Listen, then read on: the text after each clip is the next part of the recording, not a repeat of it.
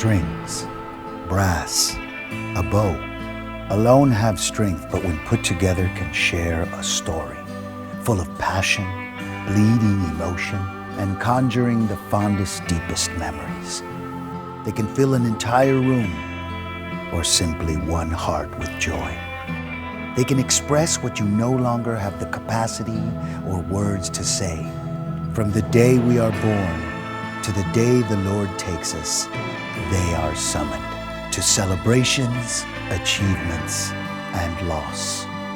Their beauty is in their melody, tone, harmony. Ballads that seem to guide, nourish, and soothe the soul. Es la voz de la gente, y de la gente ellos son.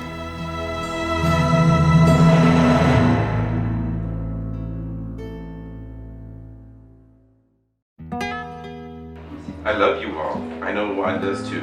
I know Belle loved every one of us. And it's an honor to be able to do this for her. Roland and I are planning a celebration where we will have music she loved. Roland will have the music. I think we already went over some of the stuff. Christmas songs. We're going to work on the programming. And that's going to happen after the family meets with the funeral home and figures out a timeline. So just hold each other close, console each other, because we're all deeply impacted by this loss.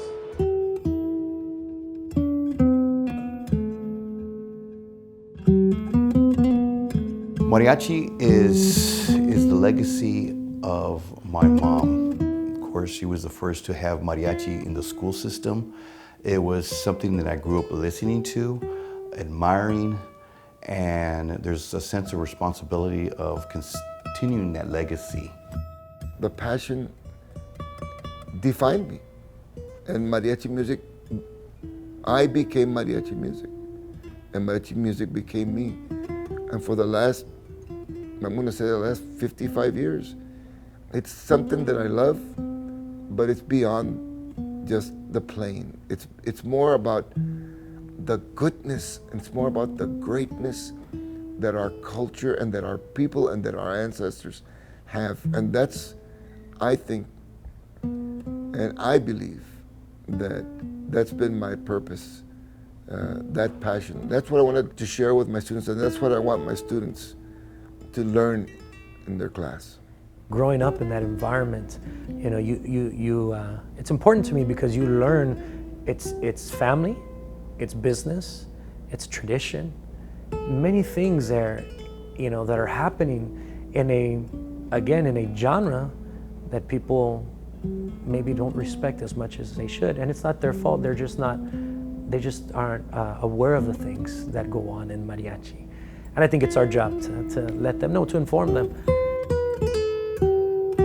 Mariachi music means my culture. It means my heritage. It means being proud to be of Mexican descent. I love mariachi music because I feel like I can express myself thoroughly through it. I feel like mariachi music defines who I am as a female, as a Latina, and it allows me to express myself in ways that probably I couldn't in words.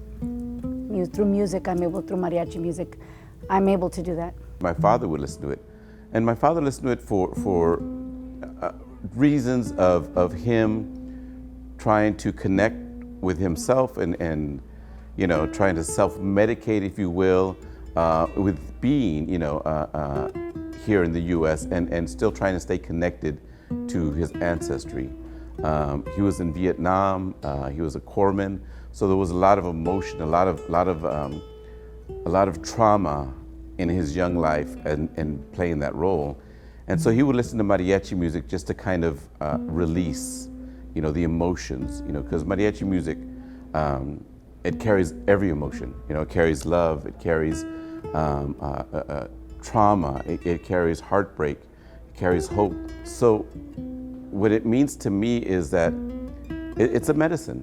You know, it's a medicine. It's an art form that is a medicine, And it's become that for me too. And I honor my position in the mariachi world to be a caretaker of it, to be a performer of it, and to be a lover of it. Mariachi music to me is everything. I've played since I was 5 years old, so for me it's been the soundtrack of my life. It's been what I've heard in the most joyous moments. It's what I played when I buried my mom and my dad, and everything in between. So for me, I can't imagine living without mariachi music in my life. My love for mariachi music came to me as a child. My grandparents danced in Jarabe Tapatío at every party we had in the backyard, and many of us played instruments in my family, my uncles, and we would sing and just have a party besides having good food. My love for music and my love for mariachi started at that early age of 8 years old. That woman had so much passion for mariachi, and it's the reason why we're here today, but it's the reason why I'm here today. She's the reason. When I decided to take that step to audition, it wasn't easy. I went through a lot trying to be in that high-profile group, because back in the day, Campanas was on the radio, they were on the television, they had just started really pushing the group. They were performing. Listos!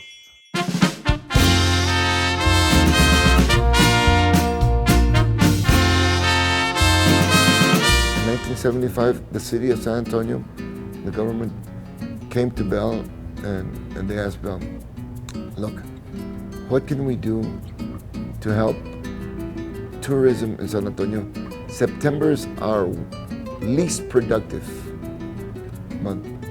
Can you do something, Belle? Perfect. We had talked about the International Mariachi Conference. Let's do it. Let's do it. And we'll bring in the world's greatest mariachi, Mariachi Vargas de Tecalitlan, who very few people knew about this. Very few people knew about it. Because it's folk music. And during those times, it was considered cantina music. So it really wasn't music that was legitimized or taken seriously by the real serious and legit musician. It's about, this is a great opportunity for us. September, let's do the conference. Great. She presented it to the city council, and not necessarily the city council, she presented it to the San Antonio Convention and Visitors Bureau, and they loved it. And we started the crusade at that time. In '77, it took us 2 years to coordinate everything to finally produce the first International Mariachi Conference and Festival here in San Antonio, September 1979. And I still have the official declaration from the city on that one, you know. So it was, to say, nothing short of a miracle. It really was. Belle and I served as a catalyst to bring it and take it to another level. Even Mariachi Vargas they were not aware of the passion for this music and for this art form existed anywhere outside of Mexico. I mean, they were flabbergasted. They were crying when they got out of customs and came into the airport. Belle had coordinated about 150 musicians to greet them. They were all uniformly dressed, coat and tie, beautiful executive attire. When they came out, they all started crying. They were blown away, so they couldn't believe it. It was something new. It was something that it had to happen.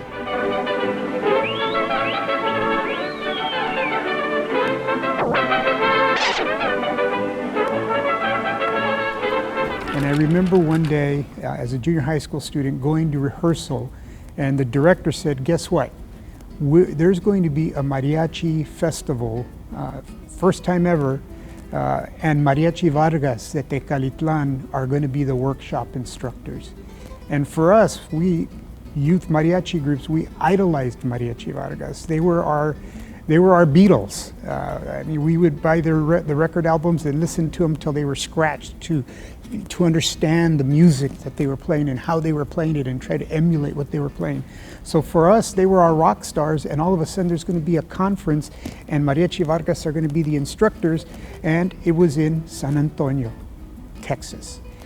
So for a kid at that age, where I was in 1979, I had never flown on an airplane. I had never traveled away from my parents. And here all of a sudden I am in San Antonio, Texas, surrounded by other kids that play mariachi music like I'm playing mariachi music. And there's Mariachi Vargas. And who's introducing Mariachi Vargas to us? Miss Belle and Juan Ortiz. So it's one of those seminal moments that is a life-changing moment for me. It was a life-changing moment because everything kind of came in one fell swoop to fruition. I traveled on a plane, I traveled away from my parents, I stayed in a hotel, I met Mariachi Vargas, there were jam sessions, I got to see him play in person. And then in this beautiful city with all these beautiful people, and I just fell in love with San Antonio then.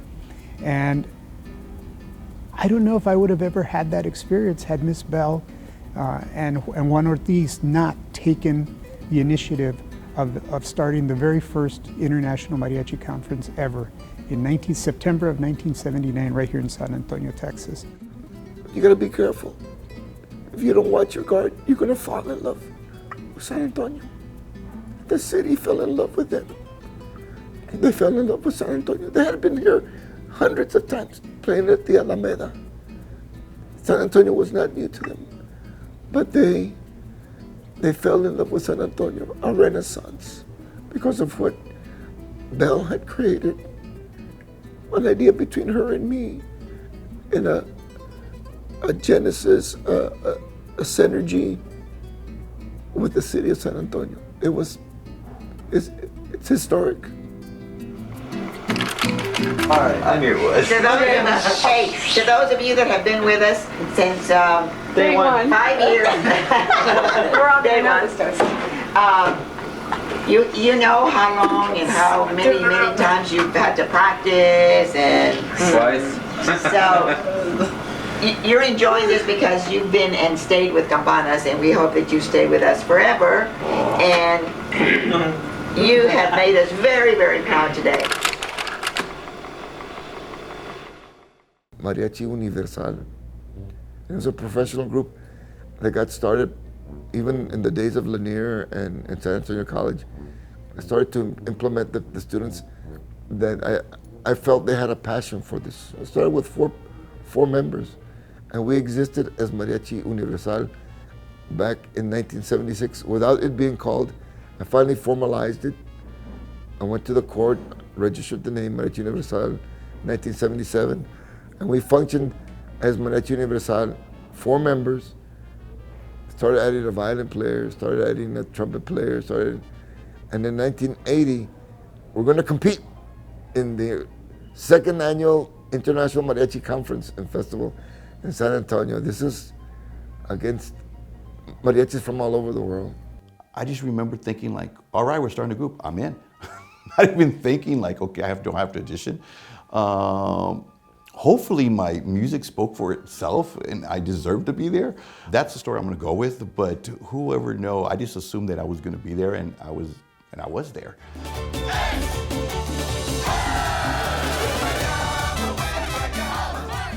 When I picked up the instrument, I didn't know I was gonna be professional mariachi. I did not know I was gonna travel the world and get paid for that later on, but it just grew naturally, just following in her footsteps. It wasn't planned, it was just something that just happened. And now, as she's passed, there's a huge sense of pride, a huge responsibility that it's not only on my shoulders, but it's in every Campanas member's shoulders. Mira, está la espalda. Tengo una novia que se llama Reinalda. También se pone ya su minifalda. Y cuando pasa compadre del alma, te juro que hasta la lengua se me escalda. Me canta así. Reinalda, Reinalda, y aquí está tu minifalda. Became really good friends with Juan Ortiz and Roland San Miguel and Mike Guzman and the members of Mariachi Universal who were becoming Mariachi Campanas. And so I would hang out and we would go play basketball. And this is what, in order to play basketball, we had to wait till they finished rehearsing. So I would go and sit at the rehearsal at the house, a little small house, everybody cramped in, no air conditioning, starting to learn mariachi music. And then Juan just said, you're here every day, waiting for us to finish rehearsing. Why don't you learn to play violin? And of course, like in Folklorico, they needed male dancers. Well, Juan needed violin players. This was the beginning of him starting the ensemble. So he says, I can teach you violin. And not knowing any better, I thought, okay, yeah, teach me violin. So I went to a pawn shop. I got a $100 violin that had a wasp mud dauber nest in it. It rattled, so we cleaned it out. I took it and put strings on it. And that's how I started playing. I had never taken a formal music class, but because of Folklorico and connection with the culture, I knew what the music was. And then Juan was such a patient and excellent teacher, and it was teaching every day. And Belle was part of that decision making, because she, Belle Ortiz at that moment, says, you need to be with us, you need to be in this space to learn mariachi, you need to be part of the family. And she said that about everybody who was starting with campanas back then. And that's how it started off. That was the very first heartbeat of my love for mariachi. When I was 15 years old, I saw Campanas de America for the first time. I saw them on stage and they didn't have any females, and so immediately it was a trigger. I went to Mr. Juan Ortiz and I said, I see that you don't have any females, sir. Why? And he said, well, we just haven't had one come in. We haven't had one make it. And so I was 15 and I said, sir, when I graduate from high school, I'm gonna be your first female. Belle was actually, when I came to San Antonio for the audition, she was the first person that I met. She opened the door with this huge smile. She used to call everyone darling. So she opens the door, hey, darling, come on in, greeted me with open arms, treated me like I was family from the get-go. The biggest thing that I learned from her was to be relentless, because the first words she said to me was, I'm happy you're here. You have no idea how excited I am to see that we're getting a female here. You go out there and you show those guys. And that was always her attitude, that was always her spirit, those were always her words. When we would get ready to get on stage, she would pull me aside and she'd say, go get him, It was her passion for what she did is what was instilled in me. She did it, as we have all learned through education, but that relentless spirit is what she gave to me and taught me to never back down and to never see anything as too big of an obstacle, but to push through and pursue my dreams. So I want to wish y'all all good luck. Yeah. Okay, all you guys, good luck. Break the leg or whatever. We're in the front row. I said, Juanito. And then that's how you can tell if people know me for a long time ago. Juanito, they all say Juanito. And he came up to me and he said, he put his arm around me and he said, Mariachi Universal sucks. The name Mariachi Universal is no good. It's such a generic name, man. He said, we need to come up with a better name for your group. He says, you guys are playing good, you're playing well. Man, why don't you call Taita Belle? I said, Belle, ven pa acá. So I called Belle. Oh, y Juanito, ¿qué quiere decir Belle? Before Belle got to us, I told Pepe Martinez, Belle means campanas. He just looked at me and went like this. There it is. That's your name?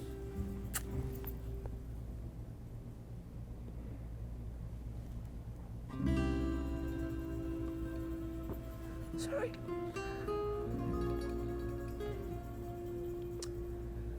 That's your name, Campanas. Campanas de America. That's your name. I couldn't have planned it. I couldn't have scripted out any better. things fell into place. I keep telling you, we were at the right time, at the right place, and we opened the doors. And that was that part of Campanas. From day one, she was met with resistance, and she was told, there's no sheet music for mariachi, you can't write it, you can't teach it, and worse, it was bar music and doesn't belong in our public schools. I was teaching at a high school in Tucson, Arizona, and it was fascinating to me that some of the pushback I was getting in starting a youth mariachi group at my high school within the school day, not an after school, not a Saturday program, within the school day. I was just amazed at how some of that pushback mirrored what I remember Miss Belle telling me about the pushback she was getting when she first started talking about that. Prior to mariachi music being taught in the schools, most of the time you would learn either by joining a little community group where you have kids getting together from lots of different schools, but it's a community group and you have somebody directing and you learn that way, or you learn by watching older mariachi groups perform. You learn by listening. We used to learn by listening to the LPs, the long play records. So it wasn't anything that was systemic or organized. The real power and the legacy of Miss Belle's work was that it became a legitimate component of the musical department at school. And there's a legitimacy that comes with being part of the curriculum. There's a legitimacy that comes with being in the school day, not an after-school program. That was all due to what Miss Belle advocated for. So now kids, students have the opportunity to learn this art form within their school day. It's part of their learning environment, and that's incredibly powerful.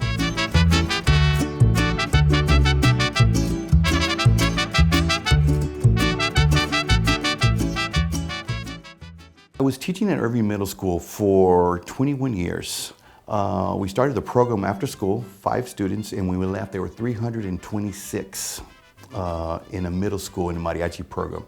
They were like the rock stars. You had, the football players, but above them was the mariachi. So if you were in mariachi, you were above the football players. You could say the kids, the 6th graders, 7th graders, you were just like a rock star in that school. But mariachi was so much more than just teaching the music. It was a tool for students to have the community. It was a tool for them building the gap of generations, maybe between them and their parents' music, or them and their grandparents. It was a way for them to, most important, learn how to be musicians, not just mariachis, but musicians. It was a way for them to learn the responsibility of being a good person. It was a tool for them. The mariachi was the carrot, the dangle for them to do good in school and to pursue higher education. It was a stepping stone, a platform to have them jump to a higher education. And then they did the analytics as far as each group, student council, football team, cheerleader team, dance team, anything that was part of it, because they have the analytics. And mariachi was the #1 rated organization in all the school. So who would think mariachi? I started mariachi music in 8th grade. For the very first time in my life, I didn't even know what the music was. And that's when I actually met Belle's son, Roland, and Rhonda Garcia. They were actually my teachers when I was in 8th grade.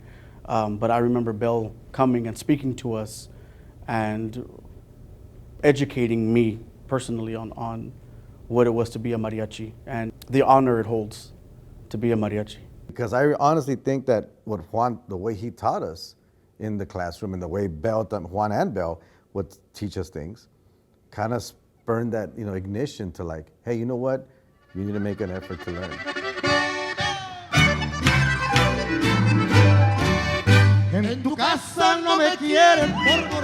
It's a folk music. It's an oral tradition that's been passed down. Then it became known as groups that are here and there in fiestas and unfortunately in certain environments such as cantinas. And then from there, it's evolved to a higher performance level into stage level, into grand venues and production, from movies to recordings to accompanying artists. And then now it's part of our education system across not only in Texas, but throughout the world. But again, that wouldn't have been possible without Ms. Belle Ortiz, who started the first mariachi conference here in San Antonio, in the world, but started it here in San Antonio in 1979. And from there, she and Mr. Ortiz advocated for mariachi musicians and the music to be part of the school day in all of our public school systems. It's given not only myself, many people, an opportunity to continue mariachi music on another level, on a respected level, to erase that image they have of mariachis of just being in a quinceañera or a boda or a, like you said earlier, cantina music. We don't deny that that's part of it, but that's not all it is. It's much, much more. The hard work that every instrumentalist in a mariachi, that they take on, the discipline, the dedication, the lessons, that time that they put into their craft is what makes a mariachi group when they come together. As long as we keep instilling those values of never stop learning to our students, because there's so much for us to learn.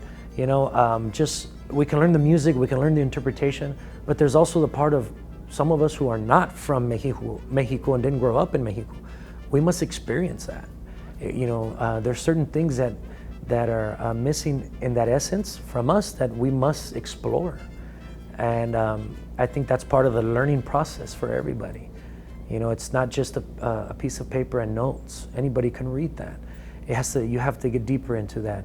And there's a reason, there's more to that. There's the song, what it meant to the people of Mexico, the people who wrote it. Some of these songs, we don't even know who wrote these songs. They're so old. But it's our job to continue that tradition. And as long as we keep that open mind and we keep learning as instructors, as directors, then our students will follow. It's given me a livelihood. It's been a blessing to me. And it's my job to teach all of those aspects of it, what it's done for me, to the youth, to the students that come into this classroom, and hopefully show them, not just teach them, but show them how important it is so they can then teach it to the next generation.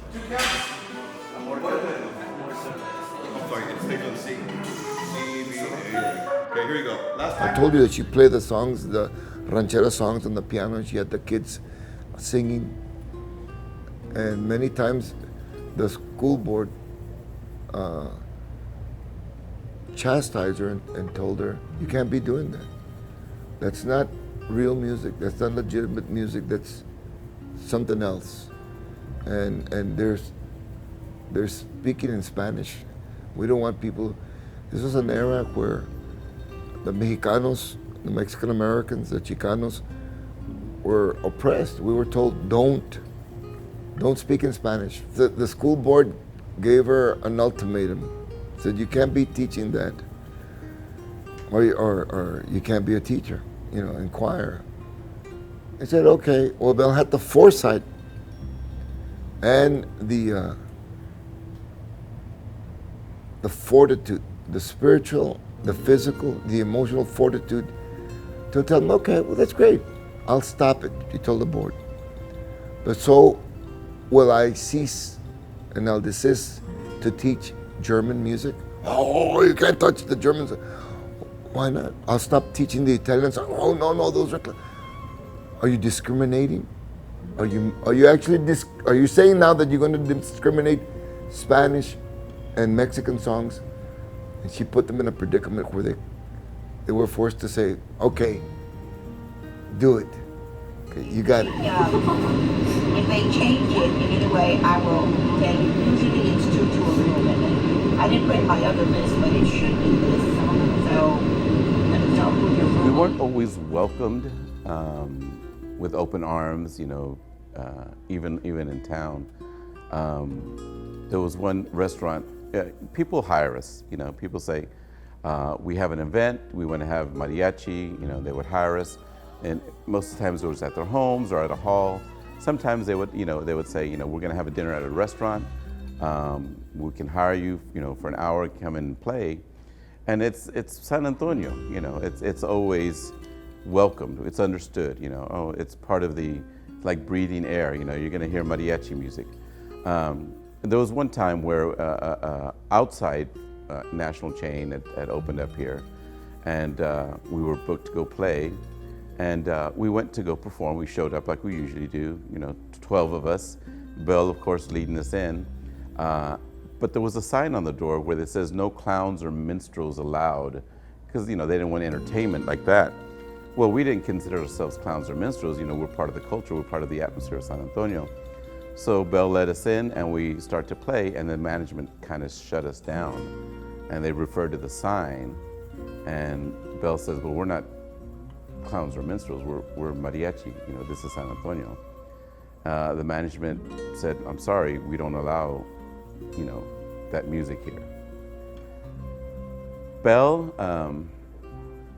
decided that wasn't the right way, that wasn't the attitude to have, for us, for our culture, that wasn't a response for our music, and that wasn't San Antonio. And that was part of what Belle's fight was. She didn't want to fight, she's not a aggressive, mean person, she's very passionate. And with that passion came the understanding that, I'm gonna have to fight. I'm gonna have to fight for mariachi education. I'm gonna have to fight for campanas, for the representation, for my whole ancestry, and that's what she was good at. That was her superpower, of being able to step in front of somebody and say, this is not right, so let's make it right. What she would call far out idea. That didn't happen in education. And when you think about the struggle for civil rights in the late 60s, and we're proud of the Latino Mexicano tradition, but when Mom became actually administrator of the cultural arts program, she relied on friends that she had years ago when really the black and brown teachers weren't really hired by San Antonio Independent School District. They all started off at Edgewood. And she relied on friends like Miss Collins and Miss Washington. And they started like the steel drums and an African type of music.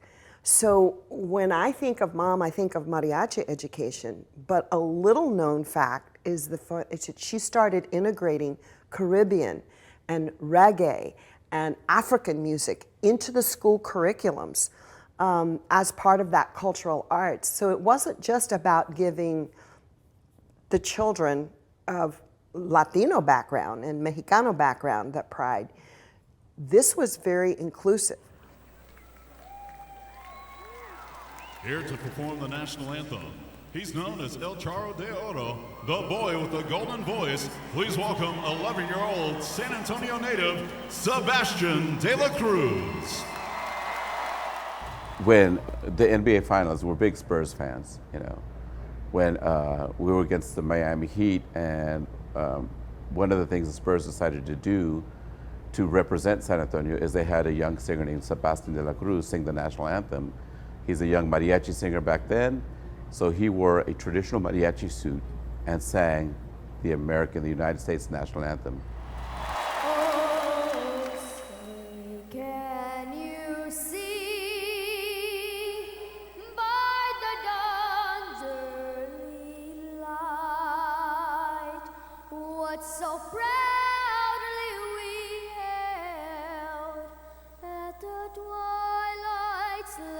And the backlash was horrific. People were calling him names. They were saying, go back to Mexico, you don't belong here. How dare you wear that while you sing our national anthem? This was real. This was the real attitudes that were out there. And it's not all the attitudes, but like I said, the loudest voices sometimes, are vile, are hurtful, are unforgiving. So the beauty of this story is that, San Antonio, the city, the Spurs, didn't just say, oh, we're sorry, we didn't mean to offend, we'll put him back in the little cultural corner that we have, and we're sorry, no. What they did then was they contacted Belle, they contacted us, and they said, you know what? We want Mariachi Campanas to play the national anthem in front of the national audience the next time. And we did. And so there we were, 14 strong, dressed in full traje, representing San Antonio, representing Mexico, but representing the United States, to let them know, you can't define us, you can't bury us. We're part of this America, we're proud Americans. We are Campanas de America. We're bells of America. And that's how we went from, battling that we didn't have a say, that we weren't worth. We got supported, we showed that we were worth our value here in the United States. Whose broad stripes and bright stars through the perilous fight, o'er the ramparts we watched were so gallantly streaming, and the rocket's red glare, the bombs bursting in air, gave proof through the night that our flag was still there. Oh, say does that star-spangled banner yet wave o'er the land of the free and the home of the brave.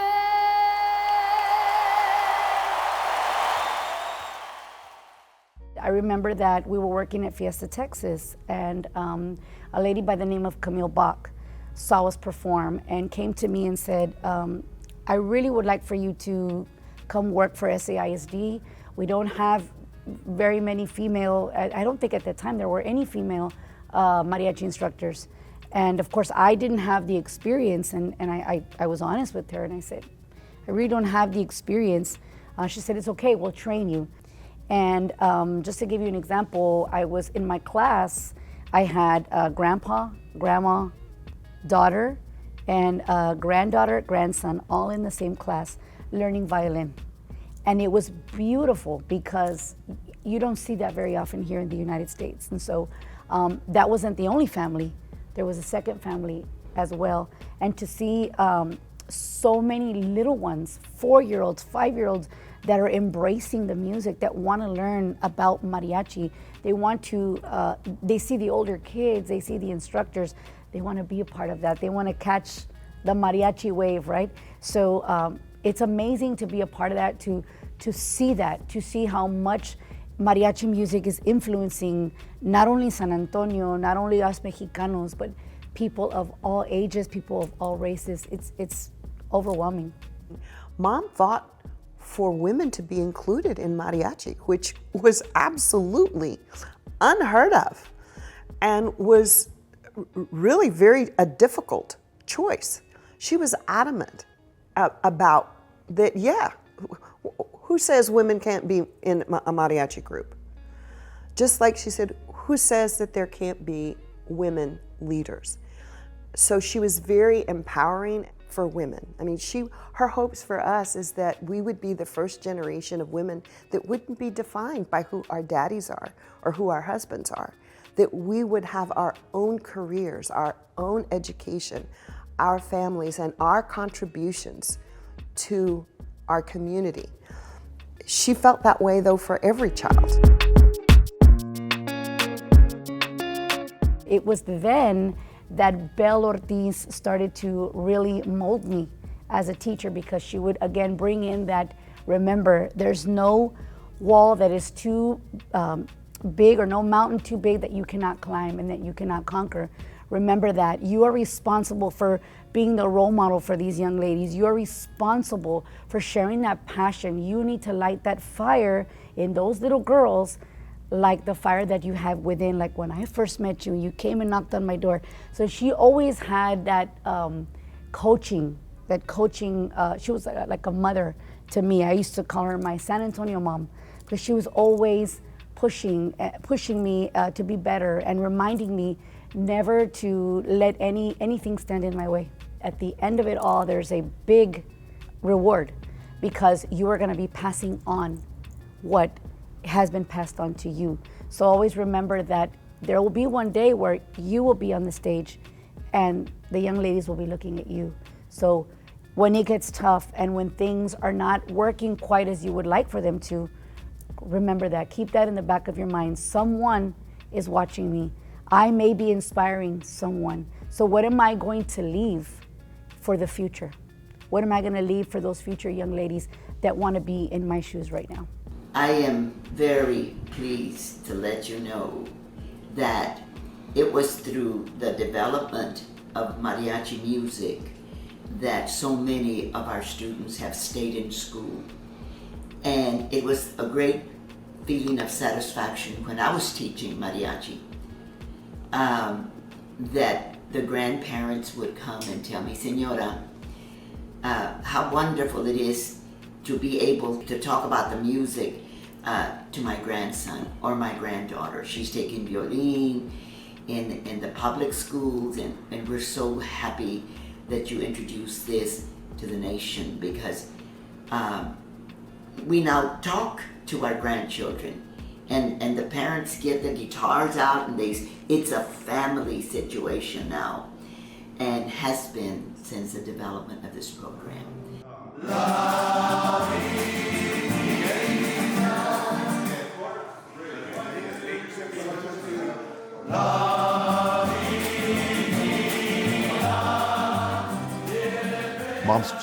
Her favorite song was La Viquina. She was a little bit under the weather, so she couldn't go last year, so when she was 89, but my son, they were doing a Latin program for the University of Texas Jazz Ensemble.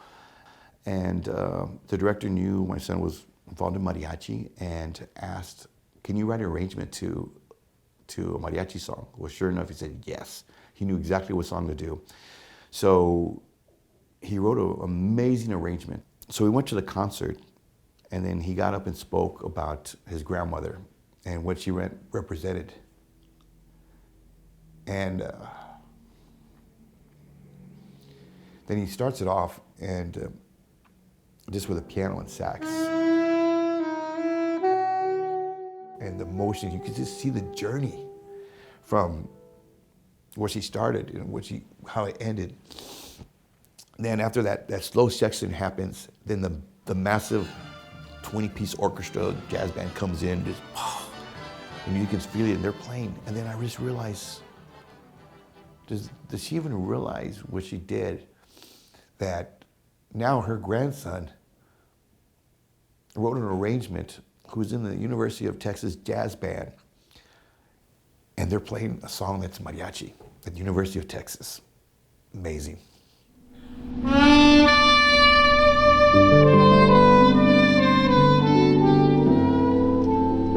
There was always the next show.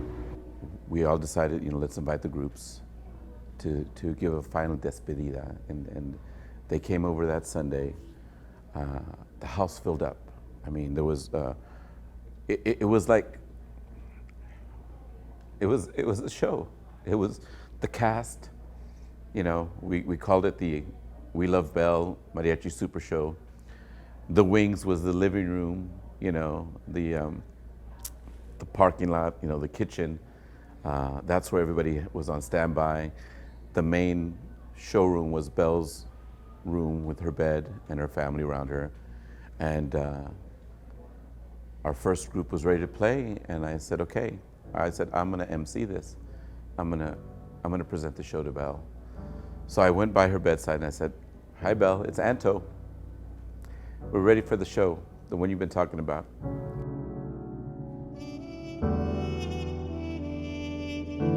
And they started playing.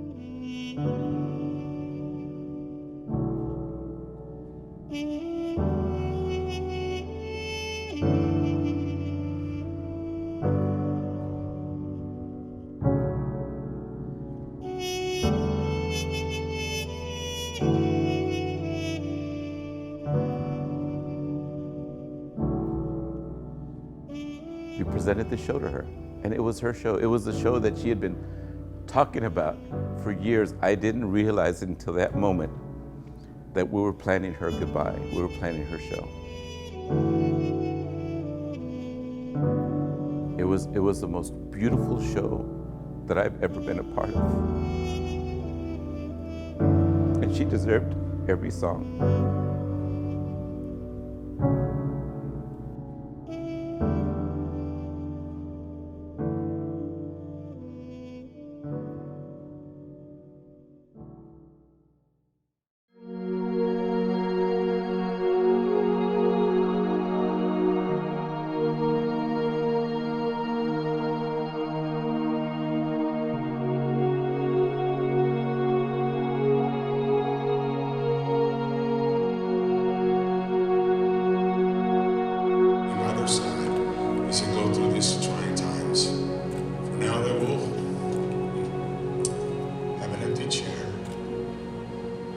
Hear a song, it'll make them remember Belle. They'll smell her perfume, and they'll remember. Help us be there for them in that time. And we thank you for Belle. She's with you in heaven. We thank you that you save us, Christ. We praise you and we glorify you. We give you all honor and praise because you are our hope. Without you, we would still be in the darkness. We're grateful that we're not. In Jesus' name, amen.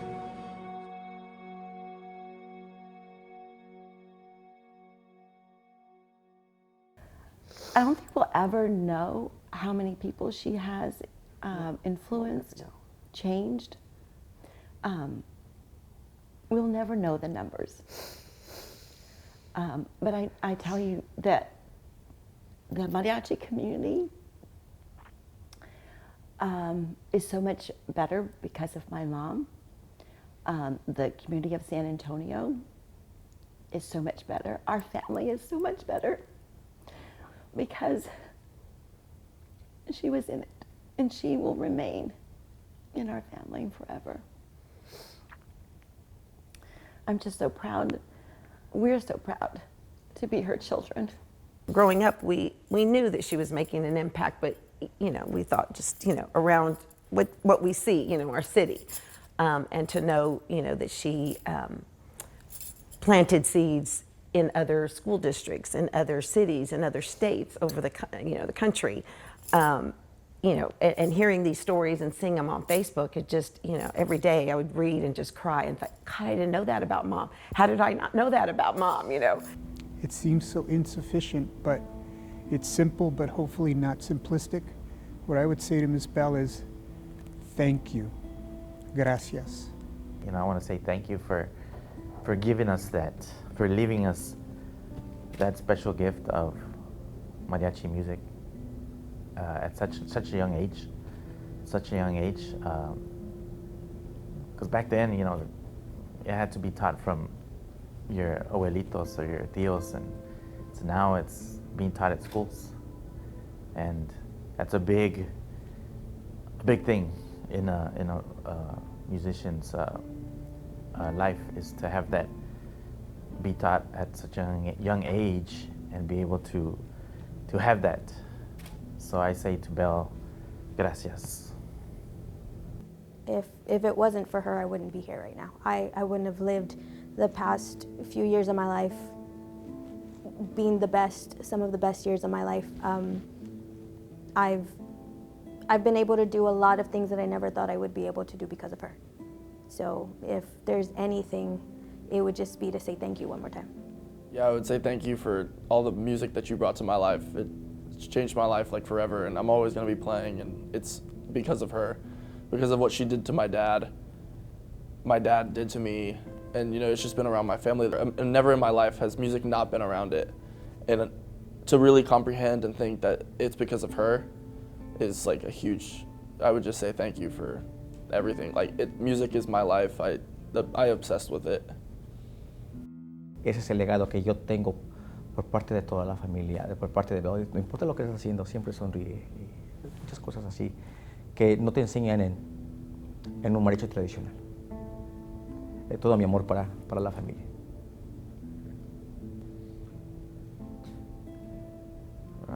I want to be in Campanas the rest of my life. If any other group asks to join, like this is my home. Campanas is my home. It's what I want to do for the rest of my life. And then if my dad ever steps down, when he steps down, I plan on being there to still run the group to the end, and I'm doing it for you.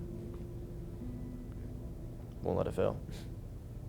I would just tell her to be so proud of everyone that's her family, especially Juan, Miss Ortiz, and the group Campanas, because from my experiences with them has been amazing.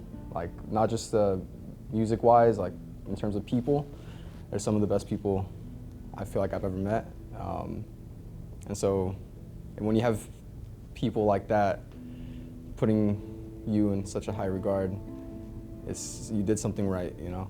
And I honestly believe if it wasn't because Belle doing what she did, Juan and Belle, first of all, I would have never done mariachi. And I would have never met my wife. Thank you. Yeah, just thanks. Thank you and I love you. That's all I would say. And she would know exactly what I meant. A true angel. She's the reason a lot of us are who we are to this day. From the lowest to the top, a lot of leaders, a lot of in-between people, and a lot of people who were just, getting on. I mean, she gave a chance, and she was family to everybody. Puro corazón. Puro corazón. I'm not done learning. And this this legacy that she created is going to continue on in her name. And I guess to make it personal, it's just that I'm never gonna stop learning. I'm never gonna stop trying to get better, because that was always the drive that she instilled in us. I mean, thank you for all you've done. Campanas will continue. We're going to keep pushing harder than ever. And myself personally, I'm never gonna stop learning. I'm gonna continue to be a better version of myself the way she wanted. Belle, muchísimas gracias por todo lo que has hecho, por la educación, por la cultura, por el folclore, por el mariachi. Gracias por tu legado. Te quiero mucho. I feel like we have to continue her tradition, and we can't let it die. And judging by all of the conferences that you see are happening around the nation now, even in Mexico, it won't. It won't. As long as we continue feeding our passion, it's contagious. Mariachi music is contagious. And when we show how much we love and how passionate we are to the generation that is to come, they will feel that, and they will continue to carry it forth. We never would have gotten to where we are and where I think mariachi programs are going to go in our public school system if it hadn't been for her advocacy early on, her strong advocacy early on, and just clarity about why mariachi is an integral part of many children's lives. Instead of just bowing down and surrendering and pulling back, she did a little more than nothing, and that changed the world.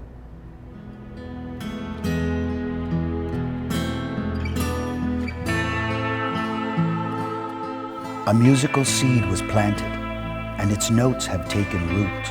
Raíces para la música, dándole respeto al género musical and creating livelihoods for many.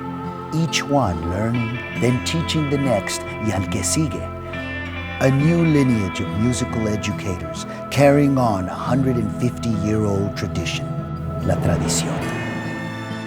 The vision, passion, and unyielding drive of La Madre de Mariachi education, sowing the hearts of many generations to come, leaving a musical forest amongst the trees.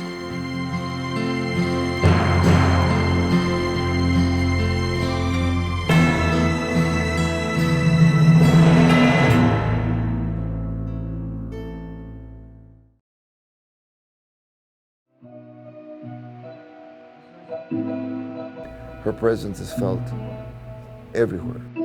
It's felt in the violins, it's felt in the instruments, it's felt in the singing, it's felt in the classroom. Belle's legacy is only just beginning. We're ready, we're ready.